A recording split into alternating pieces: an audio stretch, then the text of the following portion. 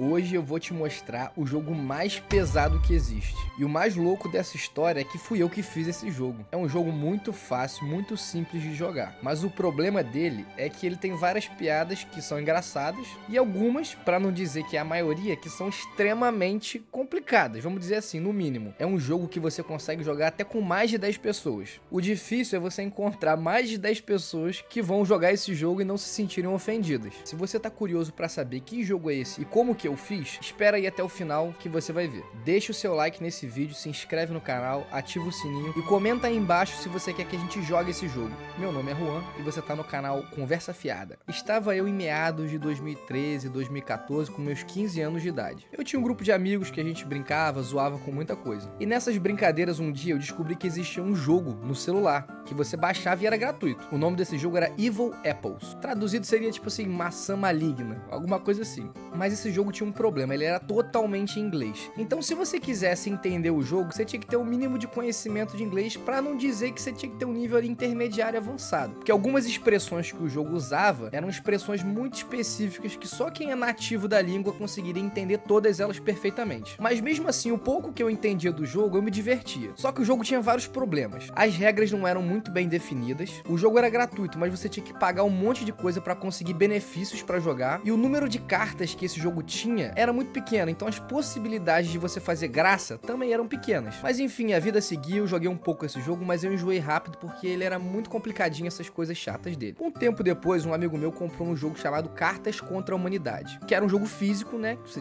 comprava a caixinha e você jogava com seus amigos. A ideia desse jogo era basicamente igual ao do Evil Apple, só que você tinha as cartas físicas, mas ainda era totalmente em inglês e tinha expressões que a gente não entendia muito bem. A gente até que jogou bastante esse jogo, só que ele perdeu a graça muito rápido, não era tão interessante, porque ele era muito limitado, tinha pouca variedade de cartas e era tudo em inglês. E só no ano passado, em 2024, eu pensei comigo, cara, é um jogo de cartas, não deve ser tão difícil de fazer. Por que eu não crio as minhas próprias cartas totalmente em português, eu desenvolvo minhas próprias regras e eu não jogo com os meus amigos? Eu demorei mais ou menos uns 3 meses pra fazer esse jogo, até que não foi tanto tempo, mas eu escrevia todos os dias pra poder desenvolver ele. Tá, Juan, mas que diabos de jogo é esse? Me explica. Esse jogo que eu criei baseado em cartas contra a humanidade se chama Conversa Afiada, que é justamente o nome desse canal também. Então, como é que é esse jogo? Primeiro a gente vai entender como é que funciona o Cartas contra a Humanidade, ou Evil Apple, que era a versão digital que tinha desse jogo. Basicamente, você tinha 2 bolos de carta. Um bolo de cartas, vou chamar de cartas brancas, e um bolo de cartas pretas. E jogava-se mais ou menos uns 4, 5 jogadores. No primeiro turno, um jogador pegava uma carta preta, que era uma carta de situação, e ele lia essa carta. Vou te dar um exemplo. Se eu pudesse ter um superpoder, esse poder seria e um espaço em branco. E aí cada jogador vai ter que usar as cartas brancas do outro bolo para completar essa frase. Depois que cada jogador escolher uma carta branca para completar essa frase, o jogador que pegou a carta preta e leu, ele vai ter que escolher dentre as cartas brancas qual foi a mais engraçada. Na rodada seguinte, o outro jogador vira o juiz. Ele pega outra carta preta, lê a frase e os outros jogadores vão completar essa frase com as cartas que eles têm em mãos. O problema é que esse jogo tinha poucas cartas, então era muito limitado. As combinações ficavam se repetindo, perdia a graça muito rápido. E você não tinha regras muito bem definidas sobre quem ia ganhar, quem ia perder. Se às vezes você pegava uma carta que era muito engraçada, você usava essa carta em qualquer contexto e todo mundo sempre votava na sua. Tinha cartas que eram muito específicas e que não se encaixavam em contexto nenhum. Por exemplo, uma carta de grão em grão a galinha enche o papo. O problema é que as frases não tinham nada que encaixava com isso. Então tinham cartas que você simplesmente jogava fora, você não queria usar. E os jogadores não somavam pontos, então em pouco tempo você não sabia quem tava ganhando, quem tava perdendo, então também não tinha competitividade no jogo. E pensando nesses pequenos problemas, eu resolvi criar o meu próprio jogo, Conversa Afiada, corrigindo esses detalhes, colocando 100% em português, criando mais de 1080 cartas, criando regras para poder gerar maior competitividade. E outro sistema também que eu criei foi o sistema de vitórias. Então cada rodada você consegue saber quem ganhou. E no final das rodadas você vê qual jogador que fez frases mais engraçadas. O pior de toda essa história é que depois que eu terminei de fazer o Conversa Afiada com mais de 1080 cartas, eu fui na gráfica para imprimir, né? Só que para imprimir as 1080 cartas numa qualidade razoável, eu precisaria gastar simplesmente quase R$700. Por sorte, eu já tava trabalhando na época, então eu consegui juntar uma graninha e consegui botar meu jogo pra produzir. Eu fui até a gráfica, peguei o meu jogo e trouxe pra casa. Eu não tinha nem caixa pra guardar, porque era muita carta. Então eu peguei a caixa de um perfume meu antigo e guardei as cartas ali dentro. Por conta dos meus amigos terem um humor muito parecido com o meu, eu sabia que as cartas não iam dar muito problema no nosso grupo. Eu lembro que quando eu cheguei com esse jogo aqui em casa, eu chamei meus 2 irmãos pra gente jogar, que inclusive é o Pedro e o Lucas, que fazem gravação gravação com a gente aqui do Repo. Cara, nós três jogamos e foi um verdadeiro sucesso. A gente ria muito e se divertiu demais. E acabou que o Pedro chamou os amigos dele pra cá e a gente foi jogar com os amigos de Pedro também. E cara, eles adoraram. Eu descobri que o jogo realmente estava muito bom quando eu joguei com a minha mãe e ela adorou o jogo. Virou motivo de orgulho aqui em casa. A minha mãe chama os amigos dela pra jogar com a gente. Joguei com a minha namorada, ela se divertiu demais. Inclusive no aniversário de Pedro, meu irmão, a gente passou a noite jogando esse jogo com muita gente. E todo mundo se divertiu muito. A gente ria muito. A gente já chegou a jogar com mais de 15 pessoas. E dá pra jogar. Se você quiser acelerar um pouquinho o ritmo, é só você fazer duplas. Mas você consegue jogar tranquilamente. Todo mundo começou a me pedir: Juan, eu quero jogar esse jogo. Juan, eu quero comprar esse jogo. Como que eu compro esse jogo? E galera, infelizmente não dá pra comprar esse jogo, porque custa R$700 a impressão dele. É claro que se eu entrasse em contato com a gráfica e pedisse pra fazer 1000 cópias, ia sair muito mais barato. Só que mesmo assim, né, eu precisaria de 1000 pessoas pra comprar o jogo, senão eu ia ter que gastar o salário da minha vida. Mas enfim, agora que eu já expliquei todo o contexto do jogo, bora lá que eu vou mostrar pra vocês como é que joga. Por motivos óbvios da política do YouTube, eu não vou poder mostrar as cartas mais pesadas, mas eu vou tentar fazer um apanhado de cartas bem engraçadas pra vocês verem. E aquelas que às vezes passarem um pouquinho do limite, eu vou colocar uma censurazinha, beleza? Então bora lá pra vocês verem como é que funciona o Conversa Fiada. Pra vocês terem uma ideia, a caixa do jogo é isso aqui.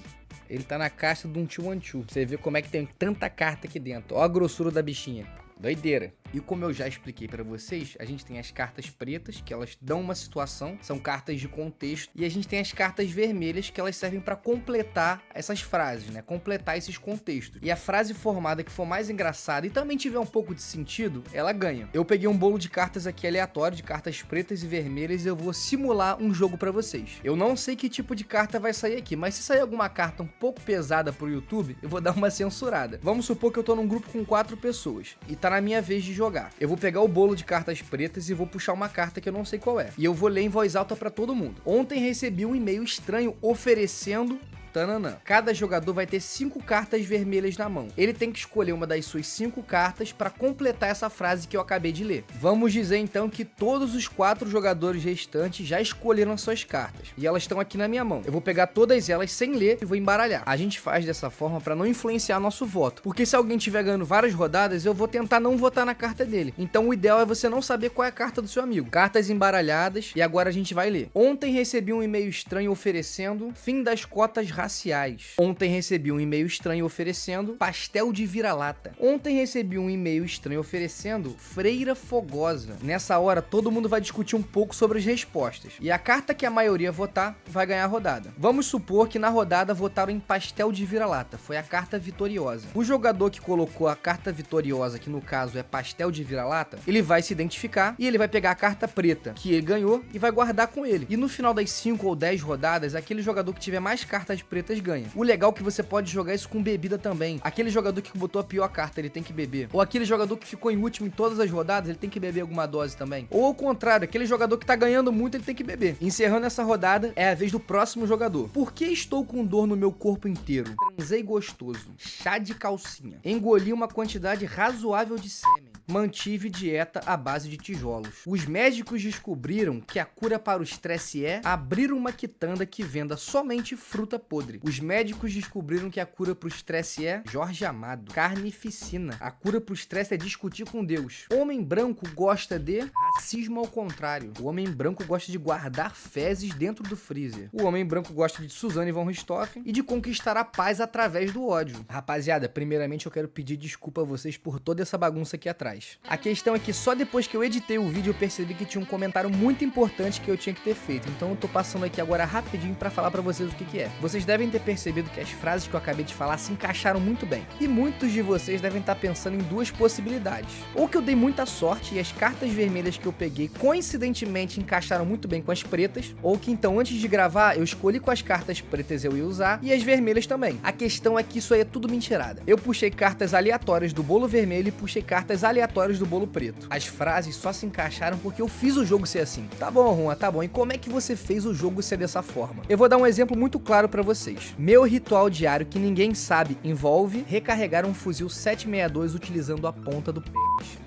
Essa frase ficou muito bem construída e também ficou muito engraçada. Claro que ela fica muito engraçada também porque a carta vermelha por si só ela já é muito boa. Mas a construção ficou muito boa porque essa carta preta, ela pede um verbo. E a carta vermelha, ela começa com um verbo. Se eu dissesse pra você que meu ritual diário que ninguém sabe envolve Faustão, não ia ficar tão engraçado. Isso porque Faustão é um substantivo próprio. E essa carta preta, ela pede um adjetivo, não um substantivo próprio. E usando essa lógica, eu consegui fazer com que quase sempre alguém vai ter uma carta vermelha que vai encaixar muito bem com aquela carta preta. Beleza, Juan, então como que a probabilidade matemática te ajudou a fazer com que as frases quase sempre saiam perfeitas? Foi muito simples. 25% das cartas pretas que eu fiz pedem adjetivos. Outros 25% das cartas pretas pedem um substantivo próprio. Por exemplo, Faustão, Xuxa, Amado Batista, Suzane von Richthofen. Outros 25% pedem expressões, por aí vai. A questão é que na hora que eu faço as cartas vermelhas, eu tenho que manter essa proporcionalidade. Ou seja, se 25% de todas as minhas cartas pretas pedem um adjetivo,